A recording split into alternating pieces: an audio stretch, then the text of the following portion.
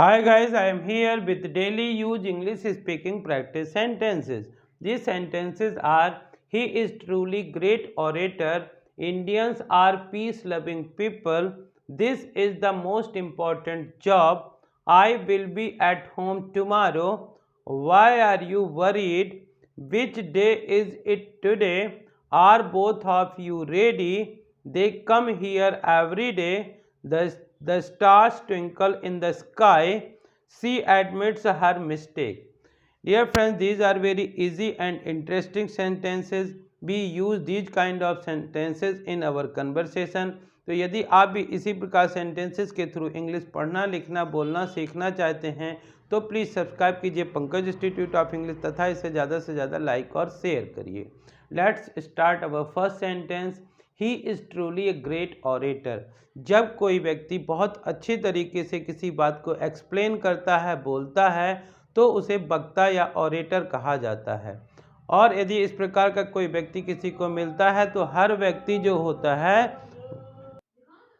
तो हर व्यक्ति उसको अप्रिसिएट करता है और हर व्यक्ति ये कहता है he is truly a great orator. वह सच में बहुत महान वक्ता है। Indians are peace loving people. We feel proud when because we are Indian। और हम सब भारतीयों की विशेषता होती है कि हम बहुत शांति प्रिय होते हैं। तो और हमारी शांति को देख करके सभी लोग, बाहर के लोग भी, विदेशी लोग भी कहते हैं Indians are peace loving people. भारतीय शांति प्रिय लोग हैं। जब हमारे पास बहुत सारे वर्क होते हैं, उनमें से किसी एक काम को हम सबसे महत्वपूर्ण बताना चाहते हैं तो कहते हैं this is the most important job. यह सबसे ज़रूरी काम है। All the works are important but this is the most important job. सभी काम जरूरी है लेकिन ये काम सबसे ज़्यादा ज़रूरी है। जब कोई व्यक्ति बोलता है कि मुझे आपसे इम्पॉर्टेंट वर्क है, when can you meet me, कब आप मुझसे मिल सकते हैं या मैं आपसे कब मिल सकता हूँ, then you can say I will be at home tomorrow, मैं कल घर पर ही रहूँगा। इस प्रकार से आप बताना चाहते हैं कि आप मुझसे कल मिलने आ सकते हैं। आई will be at home tomorrow, मैं कल घर पर ही रहूँगा। जब किसी व्यक्ति को आप परेशान देखते हैं, चिंतित देखते हैं, तो उससे पूछना चाहते हैं कि आप इतने परेशान या चिंतित क्यों हैं, तो इसको इंग्लिश में बोलेंगे why are you worried. Why are you worried, आप चिंतित क्यों हैं। और डियर फ्रेंड्स, कभी कभी हम इतने बिजी हो जाते हैं कि we forget that which day is today. कभी कभी हम भूल जाते हैं कि आज दिन कौन सा है, तो किसी से अचानक पूछ लेते हैं कि आज दिन कौन सा है, तो इसको इंग्लिश में बोलते हैं विच day is it today. Which day is it today.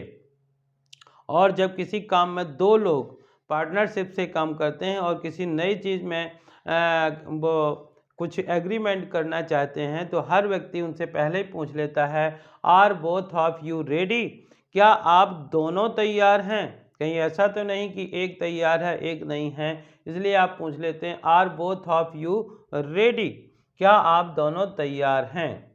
और किसी भी व्यक्ति के बारे में जब कोई आपसे पूछता है कि वह कहाँ मिलेगा और आप जानते हैं कि वो इस जगह पर रोज़ आता है, तो आप कहते हैं कि दे कम हियर एवरी डे, वे यहाँ रोज़ आते हैं। वे यहाँ रोज़ आते हैं।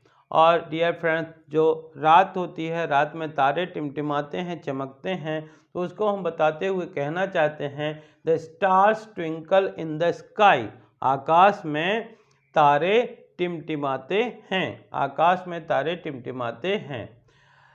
Every person can make mistake, हर व्यक्ति से गलती हो सकती है, लेकिन यदि कोई व्यक्ति गलती करने के बाद उसको स्वीकार कर लेता है कि हाँ मेरी गलती है, तो वो उसके लिए अच्छा होता है और भविष्य में वह उस गलती से सीखता है। तो यदि हम किसी के बारे में बताना चाहते हैं कि एक तो वो गलती करती नहीं है और यदि करती है तो अपनी गलती मान लेती है, तो सी एडमिट्स हर मिस्टेक, वह अपनी गलती मान लेती है, स्वीकार कर लेती है, कुछ भी कह सकते हैं। तो dear friends, these are some sentences which will help you to speak English. तो यदि आपको इस प्रकार के सेंटेंसेस अच्छे लगे हों तो इन्हें ज़्यादा से ज़्यादा लाइक करिए, शेयर करिए और यदि आप चैनल के लिए नए हैं तो प्लीज़ इसे सब्सक्राइब करिए, बेल आइकॉन को प्रेस करिए ताकि इस प्रकार के वीडियो जब भी अपलोड हों तो उनका नोटिफिकेशन आप तक पहुंच सके। Thank you for watching.